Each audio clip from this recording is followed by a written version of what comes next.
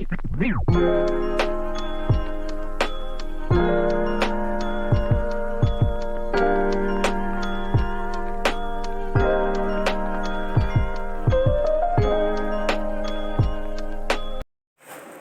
साथियों, आप सभी का स्वागत है अभ्यास स्टूडियोज में। पिछली क्लास में हमने सिंधु घाटी सभ्यता के बेसिक्स यानी कि परिचय की बात की थी, जहाँ पर हम लोगों ने काल समय, उत्पत्ति कहाँ से हुई, विस्तार कहाँ से कहाँ तक है, इन सभी विषयों पर चर्चा कर ली थी। आज हम लोग बात करने वाले हैं इनके धार्मिक जीवन, आर्थिक जीवन, सामाजिक जीवन और नगरीय जीवन के विषय में। तो चलिए शुरू करते हैं आज की क्लास। तो अगर इनके नगर नियोजन की बात की जाए, ठीक है, तो नगर नियोजन का मतलब होता है कि शहर जो थे किस तरीके से इनके बसे हुए थे। ये इनकी क्या थी, इम्पॉर्टेंट क्वालिटी थी या इम्पॉर्टेंट प्रॉपर्टी थी सिंधु घाटी सभ्यता की, कि यहाँ के नगर जो थे बहुत अच्छी तरीके से, सुव्यवस्थित तरीके से बसे हुए थे। तो बात करें नगरों में, तो सामान्य जो कॉमन पॉइंट्स मिले हैं वो कॉमन पॉइंट्स कुछ इस तरीके से हैं कि जो आपका शहर था वो 2 टीलों में बना हुआ था। ठीक है, इन टीलों को नाम दिया गया है पूर्वी टीला और पश्चिमी टीला। ठीक है, ये आपका हो गया पूर्वी टीला और ये आपका हो गया पश्चिमी टीला। पूर्वी टीले के कंपैरिजन में जो पश्चिमी टीला था ये आपका ऊंचाई पर था। ठीक है, ये आपका ऊंचाई पर बना हुआ था। और बात करें तो पश्चिमी टीले के चारों तरफ आपकी एक दीवार बनी थी। ठीक है, तो किसी भी चीज़ के चारों तरफ अगर आप दीवार बना दें सुरक्षा की दृष्टि से, तो उसे कहते हैं हम लोग दुर्गीकरण। तो क्या था, आपका एक दुर्गीकरण वहाँ पे हुआ था। और ये जो दुर्गीकरण था ये पश्चिमी टीले में था। तो माना ये जाता है कि जो पश्चिमी टीला था, पहली बात तो आपका ऊंचाई पर बसा हुआ था, तो यहाँ पे समाज के जो पुरोहित वर्ग के लोग होंगे या प्रशासनिक वर्ग जो यहाँ की काम काज व्यवस्था देख रहा होगा वो लोग होंगे, तो वो लोग यहाँ की पर रहते होंगे जिन्हें सुरक्षा की ज़्यादा ज़रूरत होगी, जो यहाँ की सत्ता को देख रहा होगा। ठीक है, या शॉर्ट में कहे तो कह सकते हैं कि यहाँ का जो अमीर वर्ग होगा, ठीक है, वो यहाँ पर रह रहा होगा। ठीक है, ये जो आपकी दुर्गीकरण में जो सुरक्षा की दीवार बनाई गई थी, इस दीवार में 2 हिस्से आपके थे। ठीक है, तो अंदर का जो हिस्सा बना हुआ था वो कच्ची ईंटों का बना हुआ था। ठीक है, और जो बाहर का हिस्सा था वो पक्की ईंटों का बना हुआ था। अगर हम पूर्वी टीले की बात करें तो पूर्वी टीले में आपका सामान्य लोग रहते थे। सामान्य लोग, ठीक है, सामान्य लोगों में बात करें जैसे आपका श्रमिक हो गया, जिसे मजदूर कहते हैं। ठीक है, आपका व्यापारी हो गया, ये सारे लोग यहाँ पर रहते थे। जैसे सामान्य प्रजा लोग यहाँ पे रहते थे। ठीक है, तो ये आपका बेसिक नगर नियोजन था। ठीक है, इस तरीके से पूरा का पूरा शहर बसा हुआ था। लेकिन कुछ आपके क्षेत्र हैं जहाँ पे इससे व्यवस्था मिलती जुलती थी, लेकिन कुछ विशेषताएं वहाँ पे मिली हैं। अगर उन विशेषताओं की बात करें तो उन विशेषताओं में सबसे इम्पॉर्टेंट कहाँ का आता है, चहुदड़ों का। ठीक है, चहुदड़ों में क्या था, आपका जो पूर्वी टीला है और पश्चिमी टीला है, ठीक है, ये आपका पश्चिमी टीला हो गया, ये आपका पूर्वी टीला हो गया। और इसके बाहर कोई भी सुरक्षा प्राचीर आपको नहीं मिलती, यानी कि सिर्फ आपको टीले मिलते हैं, बाकी सारी चीज़ें मिलती हैं, लेकिन यहाँ पे किसी भी प्रकार की कोई सुरक्षा प्राचीर नहीं मिलती है। ठीक है, कालीबंगा की बात करें तो कालीबंगा एकमात्र ऐसी साइट मिली है जहाँ पे पश्चिमी टीले और पूर्वी टीले की पृथक पृथक सुरक्षा प्राचीर, यानी कि इसकी अलग सुरक्षा प्राचीर है और इस वाले टीले की आपकी अलग सुरक्षा प्राचीर है। ये आपका पूर्वी टीला हो गया, ये आपका पश्चिमी टीला हो गया। इसी तरीके से यहाँ भी ये पूर्वी टीला है, ये आपका पश्चिमी टीला है। ठीक है, अगर हम लोग बात करें सुरकोटदा और लोथल की, ठीक है, तो सुरकोटदा और लोथल में आपका खास क्या मिला है, सुरकोटदा और लोथल में, कि यहाँ पे जो आपके जो पूर्वी टोला है और पश्चिमी टोला या पश्चिमी टीला है, इसमें क्या कि ये दोनों आपका एक ही सुरक्षा प्राचीर से घिरे हुए थे, यानी कि ये जो आपकी कॉमन दीवार से घिरे हुए थे। ठीक है, फिर आपका आता है धौलावीरा। ठीक है, तो धौलावीरा की अगर बात की जाए तो धौलावीरा में आपका 2 टीले के बजाय 3 टीले मिले, यानी कि पूर्वी टीला ये था आपका, पश्चिमी टीला ये था आपका, और इसके बीच में एक टीला और मिला है जिसको हम लोग कहते हैं मध्यम टीला या मध्यमा। ठीक है, ये सिर्फ आपका धौलावीरा में मिला है। ठीक है, तो यहाँ पे 4 इंपॉर्टेंट क्वेश्चन बनते हैं कि कौन सी ऐसी साइट है या कौन सा ऐसा शहर है जहाँ पर आपका कोई भी सुरक्षा प्राचीर नहीं मिली है, वो है आपका चहुंदड़ो। कहाँ पे पृथक पृथक सुरक्षा प्राचीर मिले हैं, वो है आपका कालीबंगा। कहाँ पे कॉमन एक ही सुरक्षा प्राचीर मिली है जिससे दोनों टीले ढके हुए थे, वो थे सुरकोटदा और लोथल। और कहाँ पे 3 टीले मिले, वो है आपका धौलावीरा। क्लियर? तो ये चीज़ आपको क्लियर हो गई होगी। अब बात कर लेते हैं कि शहर किस तरीके से बसा हुआ था। तो शहर के बसे होने में हम देखेंगे कि अगर मान लीजिए कि ये एक शहर का क्षेत्र है, ठीक है, ये आपका क्या है, कोई एक शहर है, तो इस शहर में क्या था, एक सबसे चौड़ी एक सड़क मिली है। ठीक है, और इस सड़क को राजपथ की संज्ञा दी गई। इसको क्या कहा गया कि ये यहाँ का राजपथ था जिसकी चौड़ाई लगभग 10 मीटर थी। अगर एग्जैक्ट आंकड़े की बात करें तो 9.15 मीटर थी। ठीक है, इस जो राजपथ को जो सड़कें थी वो समकोण पर काटती थी। जो अन्य सड़कें थी, ठीक है, वो क्या थी, जो इनसे कम चौड़ी थी, वो क्या थी, इनके समकोण पर काटती थी, यानी कि 90 अंश का कोण बनाती थी जहाँ पर ये आपस में मिलती थी। अगर बात करें जैसे यहाँ पे अगर मिल रही हैं तो ये 90 अंश का कोण बनेगा। ठीक है, और सड़कें क्या थी, ये गलियों से जुड़ती थी, यानी कि इस तरीके से आपकी गलियाँ बनी होंगी। ठीक है, और गलियों में आपके क्या थे, समान आकार के घर बने थे। ठीक है, घर के आकार क्या होंगे, समान होंगे। और घरों में के जो इनके घरों के मुख्य दरवाजे थे वो गलियों में ही खुलते थे। ठीक है, घर का जो कोई दरवाजा है वो गली में खुलेगा, सड़क की तरफ नहीं खुलेगा। सारे दरवाजे कहाँ खुलेंगे, गली में ही खुलेंगे। ठीक है, ये इस तरीके से इनका शहर पूरा का पूरा बसा हुआ था। और अगर न जल निकासी की बात करें तो घरों के बाहर से नालियाँ थी, वो क्या थी, मुख्य सड़क पे आकर के मिलती थी, और वो फिर राजपथ के किनारे से होते हुए शहर के बाहर किसी सुदूर स्थान पर जाकर के डंप हो जाती थी या चली जाती थी। इस तरीके से यहाँ पे क्या था, जल निकासी की व्यवस्था थी। तो यहाँ पे देखें कि जो घरों के दरवाजे थे वो क्या थे, गलियों में खुलते थे। ठीक है, लेकिन लोथल आपकी एक ऐसी जगह है जहाँ पर जो दरवाजे थे वो सड़क पर खुलते थे, गलियों में ना खुल के कहाँ खुलते थे, सड़क पर खुलते थे। तो एकमात्र ऐसी साइड कौन सी थी, लोथल थी। तो ये भी आपका क्या है, इंपॉर्टेंट क्वेश्चन बनता है, कई बार आपका पूछा भी गया है कि कौन सी ऐसी साइट है जहाँ पे मुख्य घरों के दरवाजे सड़क पर खुलते थे, तो उसका आपका आंसर हो जाएगा लोथल। ठीक है, अगर हम लोग घर की बात करें कि घर किस तरीके से बना हुआ था, ठीक है, तो घर की बात करें तो ये मान लीजिए किसी एक घर का प्लॉट है या क्षेत्र है, तो ये आपका मेन एंट्रेंस है। ठीक है, मेन एंट्रेंस है, तो मेन एंट्रेंस के सामने आपकी एक दीवार रहती थी जो लगभग 6 से 7 फीट की होती थी। ठीक है, इस दीवार का जो पर्पस था वो था कि मेन गेट से इंटर करते समय घर में के इस क्षेत्र में क्या एक्टिविटीज़ हो रही हैं वो आपको पता ना चले। ठीक है, तो क्या एक प्राइवेसी के तरीके से इस वॉल को हम लोग यूज करते थे। ये अप्रॉक्सीमेट 6-7 फीट की थी जिससे एक तरफ से दूसरी तरफ देखा ना जा सके। इसी दीवार के पीछे आपका एक बड़ा सा आंगन मिलता है। ठीक है, बड़ा सा आंगन मिलता है।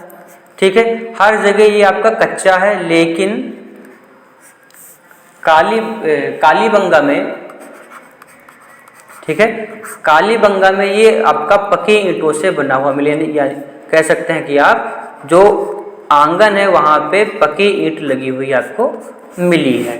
ठीक है, इसी आंगन में एक किनारे आपका कुआं, उसके पड़ोस में स्नानागार और उसके पड़ोस में आपका रसोई मिलता है। बाकी क्षेत्र में आपके घर कमरे बने हुए मिलते हैं। ठीक है, एक घर में सामान्यतः 5 से 6 कमरे यहाँ पर पाए गए हैं। ठीक है, और घर के एक कोने में ऊपर जाने के लिए सीढ़ियाँ मिली हैं। ठीक है, तो ये इस तरीके से इनका घर बना हुआ था और लगभग हर घर में यही संरचना पाई गई है।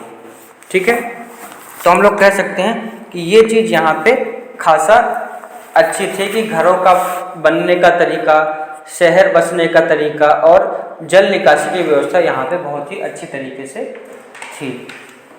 ठीक है, तो इम्पॉर्टेंट यहाँ पे जो पॉइंट है यहाँ पे आपके नगर नियोजन में, वो पॉइंट क्या है कि धौलावीरा जो आपका है, तो धौलावीरा में आपका क्या है, 3 टीले मिले हैं। धौलावीरा में आप मार्क कर लेंगे कि 3 टीले मिले हैं। सुरकोटदा और लोथल, सुरकोटदा और लोथल, यहाँ पे आपके दोनों टीले एक ही दीवार से घिरे हुए हैं। क्या है, एक सुरक्षा प्राचीर है।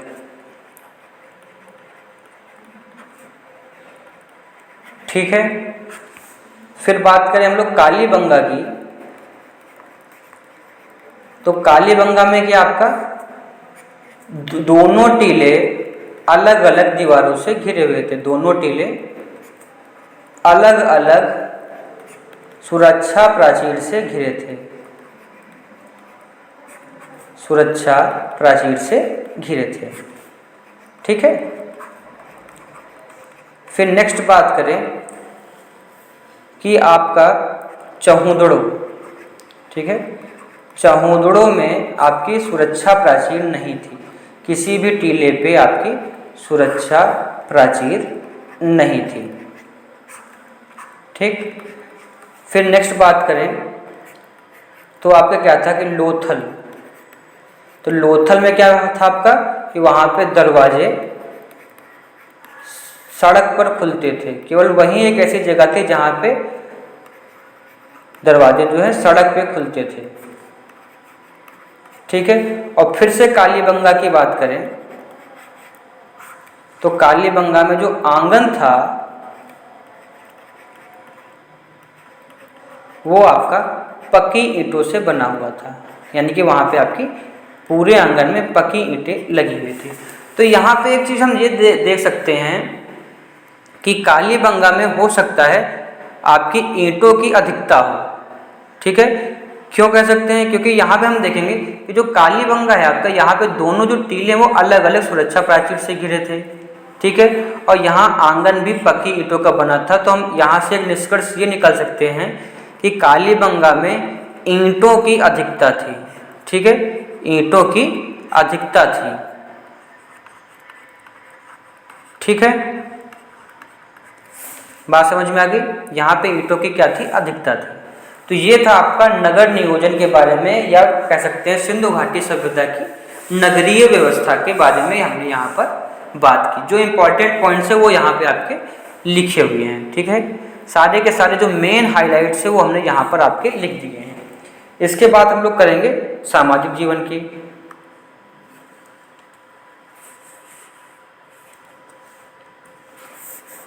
तो सामाजिक जीवन में सबसे पहले देख लेते हैं कि यहाँ पे कौन कौन सी प्रजातियाँ रहती थी, कौन लोग रहते थे। तो अगर प्रजातियों की बात करें, ठीक है, तो यहाँ पे जो रहने वाली प्रजातियाँ थी वो 4 प्रकार की प्रजाति रहने का अनुमान लगाया जाता है। तो पहली है आपकी आदि ऑस्ट्रेलाइड,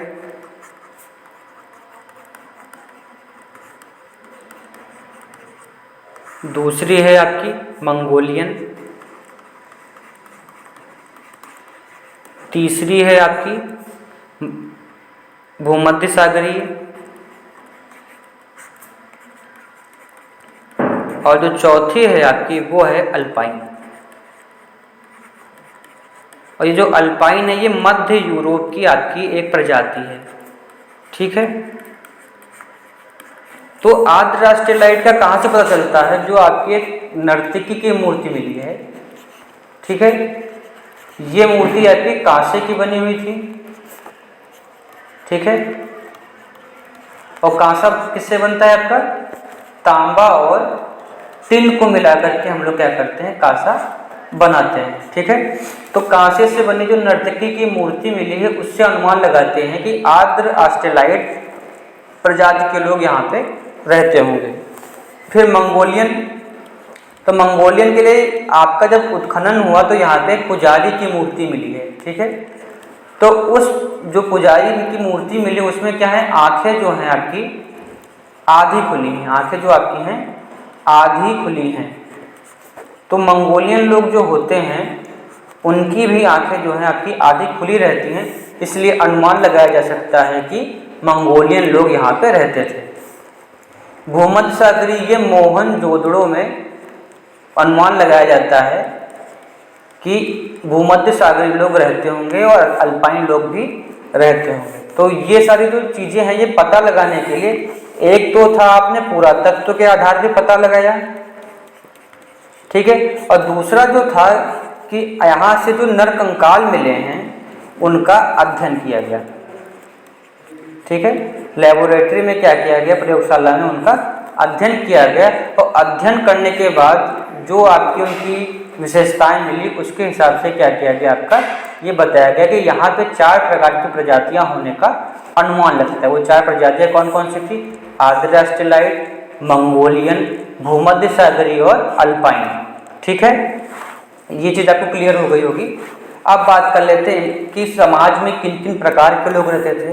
तो यहाँ भी हम लोगों की तरह जो सामान्य हमारा परिवेश है उस परिवेश के आधार पे कह सकते हैं यहाँ भी आप लोग 4 प्रकार के लोग अपने ही परिवेश के तरीके से लोग रहते थे। जैसे उसमें क्या, विद्वान, योद्धा, श्रमिक और व्यापारी। आजकल भी 4 ही वर्ण व्यवस्था देखें तो 4 ही लोग हैं, और उस समय भी यही अनुमान लगाया जाता है कि 4 लोग आपके रहते थे।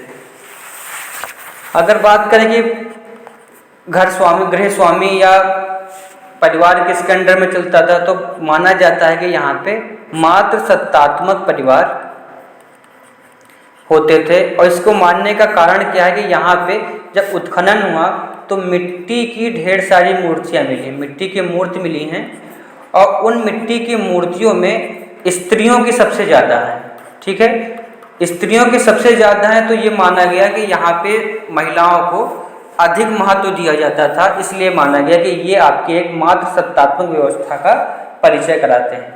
ठीक है, अगर खान पान की बात करें, क्या क्या खाते थे, क्या पीते थे, तो खान पान हम लोगों की तरीके सामान्य खान पान, जैसे आपका मांसाहारी और शाकाहारी दोनों प्रकार के लोग यहाँ पे होने के अनुमान लगाए जाते हैं। शाकाहारी में जो इनकी प्रमुख फसलें थी, जो अगर अनाज की बात करें तो जौ और गेहूं प्रमुख रूप से।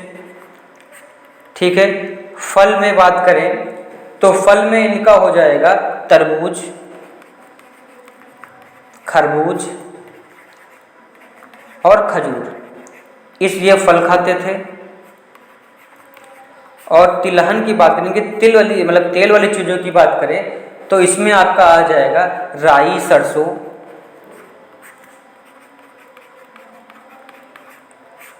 ठीक है, और तिल, राई, सरसों और तिल।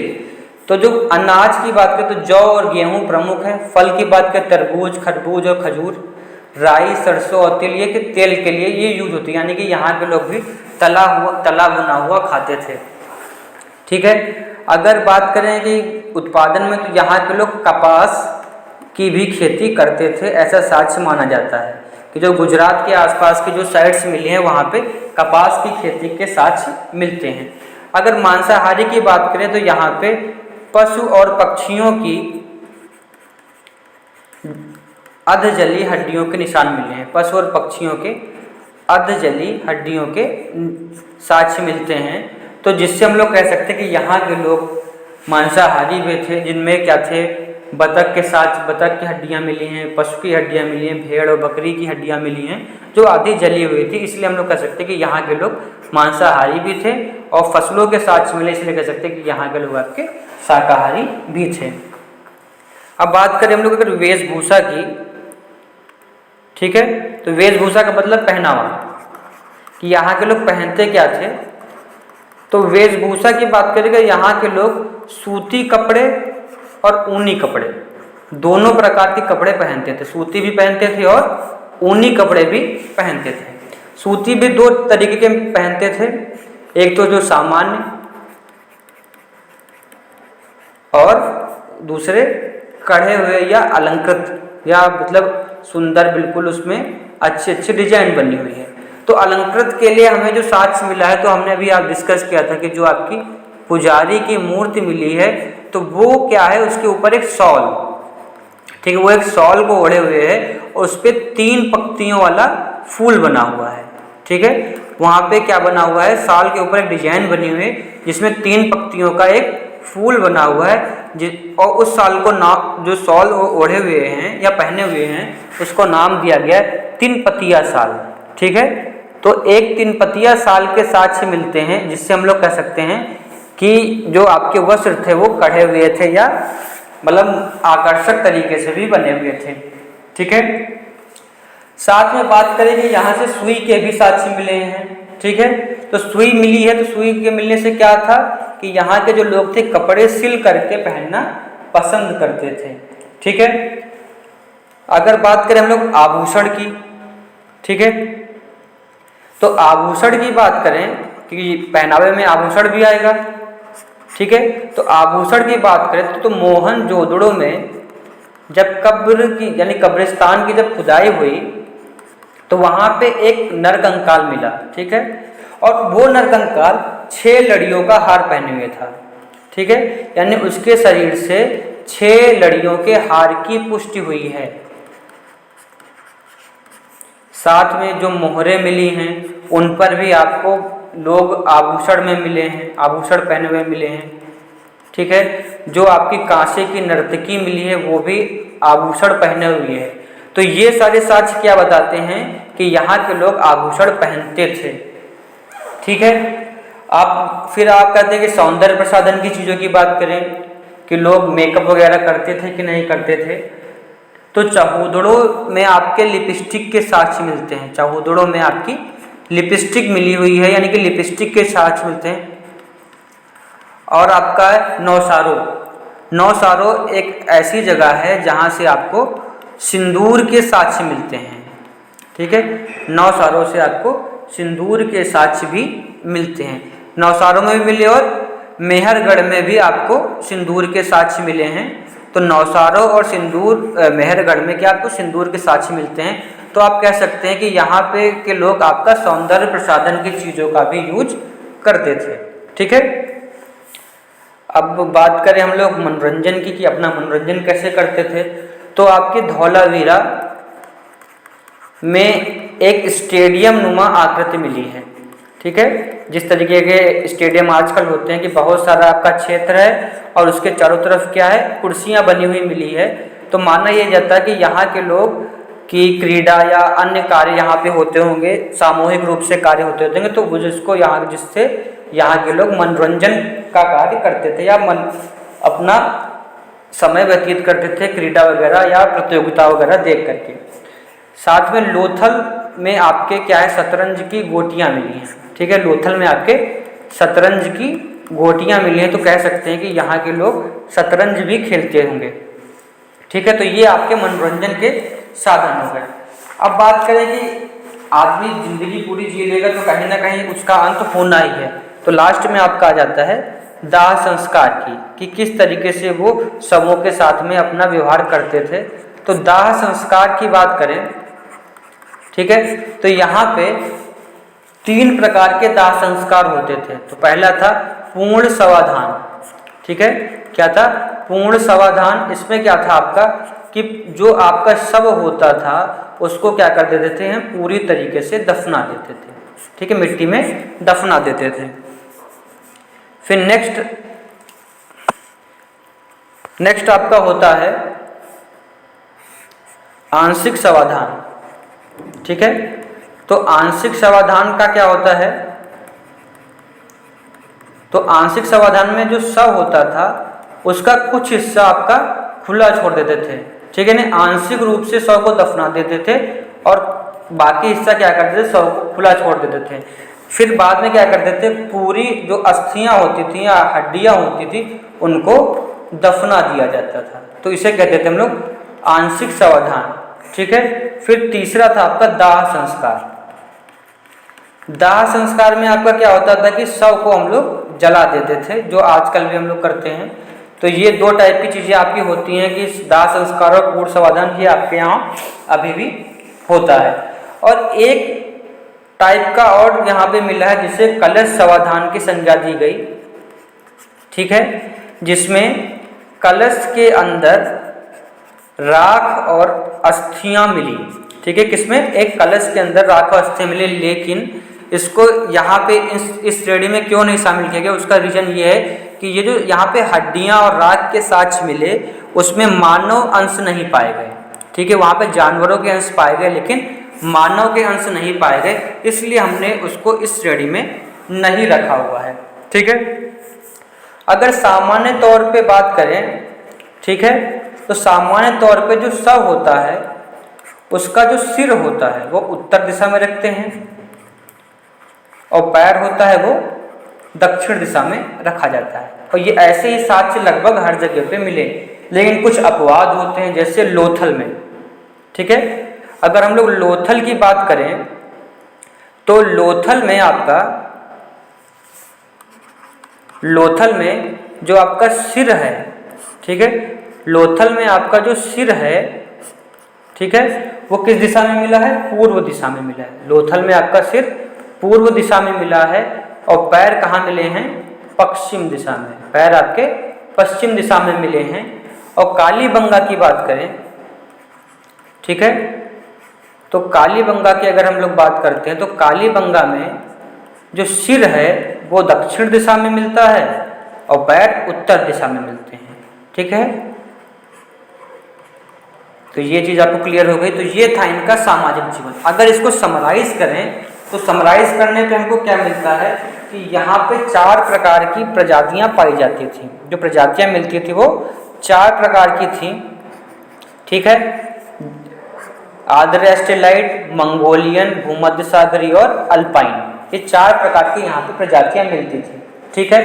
जो समाज था वो मातृसत्तात्मक था, ये इंपॉर्टेंट है। ठीक है। इसका कारण क्या था कि यहाँ पे स्त्रियों की ज़्यादा मिट्टी की मूर्तियाँ मिली, इसलिए माना गया कि स्त्रियों का ज़्यादा महत्व था। और आपका समाज क्या था? मातृसत्तात्मक था। इनके पहनावे की बात करें तो यहाँ के लोग सूती और ऊनी कपड़े पहनते थे। ठीक है। सूती और ऊनी कपड़े पहनते थे। ठीक है। आभूषण भी प्रयोग करते थे। पुरुषों में दाढ़ी रखने की प्रथा थी।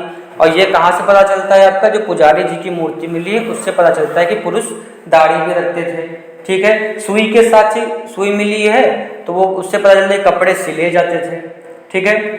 फिर मनोरंजन का भी ये लोग उपयोग करते थे। स्टेडियम और शतरंज की गोटियाँ मिली हैं। ठीक है। तो ये सारी क्या थी? बेसिक चीज़ें थी जो आपको समझनी है। ठीक है। समाज 4 भागों में बटा हुआ था। जो 4 भाग हो सकते हैं, अनुमान लगाया जाता है, वो 4 भाग क्या थे? आपका विद्वान, योद्धा, व्यापारी और श्रमिक। आजकल की तरह जैसे ब्राह्मण, क्षत्रिय, वैश्य और शूद्र, उसी तरीके से यहाँ पे ये 4 प्रकार के लोग हो सकते हैं, ऐसा माना जाता है। जो सारी बातें हम लोग कर रहे हैं, ये सारी बातें एक प्रकार का अनुमान है। ठीक है। जो पुरातत्व के आधार पे किया गया है। ठीक है। अब हम लोग बात करेंगे आर्थिक जीवन की। ठीक है। कि यहाँ पे आर्थिक काम कैसे होता था, यानी कि धन से संबंधित कार्य कैसा होता था।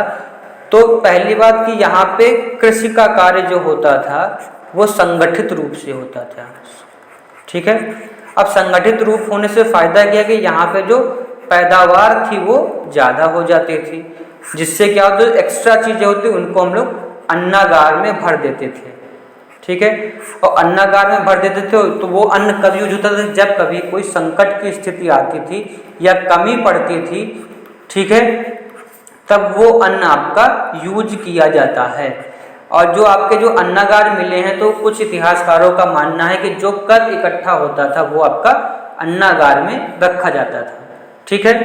पहली बात। दूसरी बात, जो यहाँ पे व्यापार होता था, ठीक है, तो व्यापार आपका अंतर्राष्ट्रीय भी होता था और राष्ट्रीय भी होता था। यानी कि अपने क्षेत्र में भी होता था और क्षेत्र से बाहर दूसरे जगहों से भी होता था।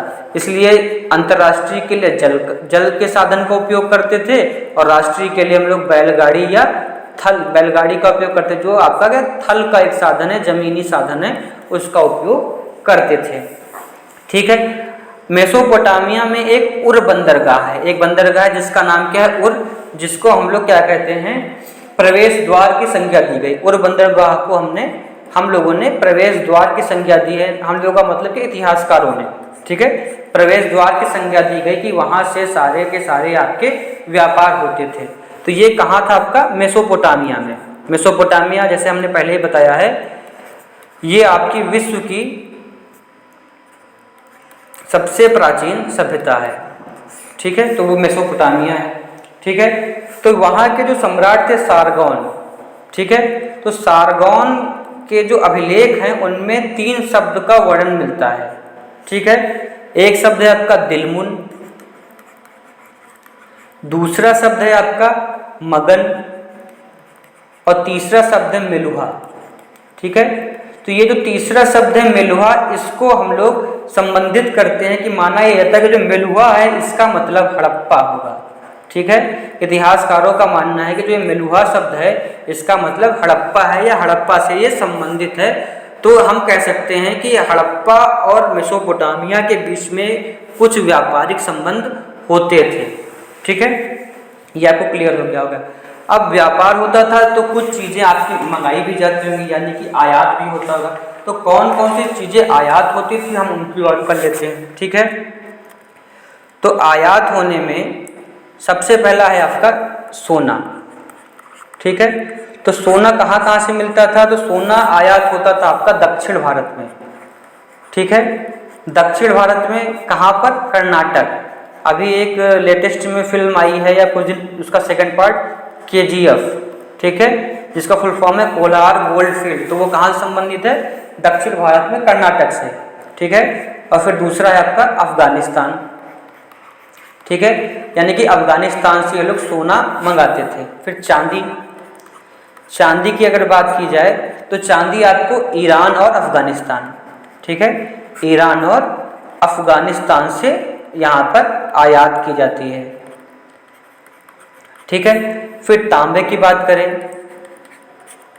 ठीक है, तो तांबे का ये उपयोग कहाँ करते थे, कांसा बनाने के लिए करते हैं। तो तांबा इनको खेतड़ी, ये कहाँ पे है, राजस्थान, खेतड़ी राजस्थान से, ठीक है, बलूचिस्तान से, और जो आपका पहली धातु जो इंसानों ने उपयोग की वो कौन सी थी, तांबा। ये ऐसा माना जाता है कि जो इंसान था उसने कोई धातु अगर सबसे पहले यूज की अपने उपयोग में ले, वो कौन सी थी, तांबा थी। फिर आपको पता कांसा बनाते थे तो टिन की भी आवश्यकता होगी। तो टिन कहाँ से आता था, ये मध्य एशिया से आता था। ठीक है, और उसके अलावा कहाँ से आता था, अफगानिस्तान से आता था। तो मध्य एशिया और अफगानिस्तान से क्या होता था आपका, ये टिन मंगाते थे। तो इन दोनों को मिलाकर के क्या बनाते थे, कांसा। ठीक है, फिर आपका सेलखड़ी, एक क्या है, एक मुलायम पत्थर होता है सेलखड़ी, जिससे यहाँ पे पैमाने और बाट बने हुए मिलते हैं। तो सेलखड़ी कहाँ से मंगाते थे ये लोग, ईरान से मंगाते थे। इसकी मोहरें भी बनी हुई मिलती हैं। इसके क्या मिला है, मोहर मिली है सेलखड़ी से बनी हुई, बाँट मिले हैं। ठीक है, तो मोहर और बाँट किससे बने हुए मिले हैं, सेलखड़ी से बने हुए मिले हैं। और सेलखड़ी क्या होता है, एक प्रकार का मुलायम पत्थर होता है। ठीक है, बात समझ में आ गई होगी आपको। तो ये इनका आर्थिक परिप्रेक्ष्य था कि ये क्या करते थे, राष्ट्रीय और अंतर्राष्ट्रीय दोनों ही लेवल पे क्या करते थे, व्यापार करते थे।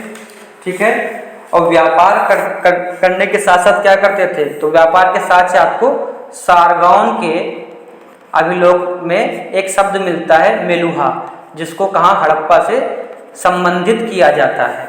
ठीक है, अब हम लोग बात करेंगे धार्मिक जीवन की। ठीक है, इनके धार्मिक जीवन के बारे में।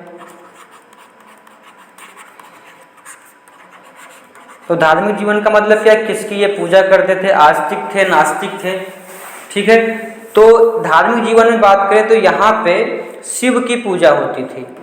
ठीक है, शिव की पूजा की बात कही गई, और शिव की पूजा की जो बात कही गई है, ठीक है, उसमें एक मोहर मिली है जिसपे एक योगी बैठे हुए हैं। ठीक है, एक योगी बैठे हैं जिसके एक तरफ चारों तरफ क्या पशु बने हुए हैं।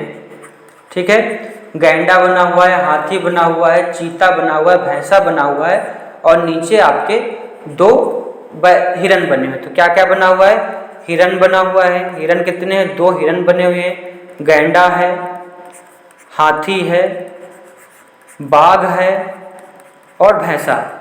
इस प्रकार की एक योगी के चारों तरफ ये पशु बने हुए हैं, और उनके पीछे क्या है? एक शिव की त्रिशूल के आकार की चीज बनी हुई है।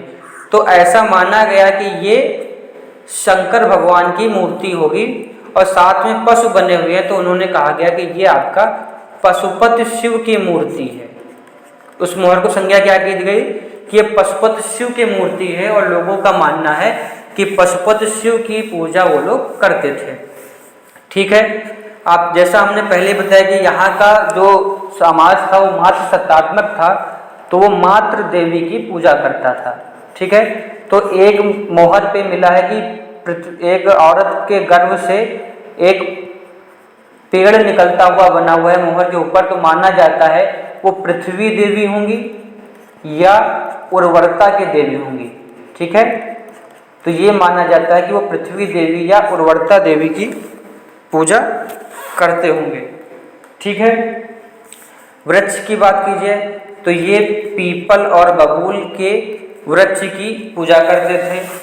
पशु की बात करें तो कुबड़ वाले सांड और बैल की पूजा करने के साक्ष्य मिलते हैं। ये सारी चीज़ें क्या मोहरों के ऊपर बनी हुई अंकित मिलती है। और अगर यहाँ पे देखा जाए तो प्रतीक पूजा भी प्रचलित थी। तो प्रतीक पूजा में एक स्वास्तिक का निशान मिला हुआ है, इससे कहा जा सकता है कि ये प्रतीक पूजा भी करते थे। नाग और अग्नि की भी पूजा करते थे, और यहाँ पर लोग अंधविश्वास में भरोसा रखते थे, क्योंकि ताबीज वगैरह भी आपको मिला हुआ है। ठीक है, तो ये आपका क्लियर हो गया होगा। अगर माप तोल के साधन की बात की जाए तो हाथी दांत, ठीक है, हाथी का दांत मिला हुआ है माप तोल के साधन में। ठीक है, सेलखड़ी से बने हुए पैमाना मिले, यानी कि हाथी दांत से बना पैमाना मिला हुआ है। ठीक है, सेलखड़ी से बने हुए बाट मिले हैं। ठीक है, पैमाना और बाट मिले हुए हैं। ठीक है, तो ये सारी चीज़ें आपकी बनी हुई है। तो इससे हम लोग कह सकते हैं कि यहाँ के लोग परिचित थे, कि ये नापतोल की चीज़ों से परिचित थे। धातु के प्रयोग की बात की जाए तो जैसे हमने पहले ही बताया था कि सोना, चांदी, कांसा, कांसा में तांबा और टिन आदि से ये लोग परिचित थे। ठीक है, तो इस प्रकार के धातुओं का ये लोग प्रयोग करते थे।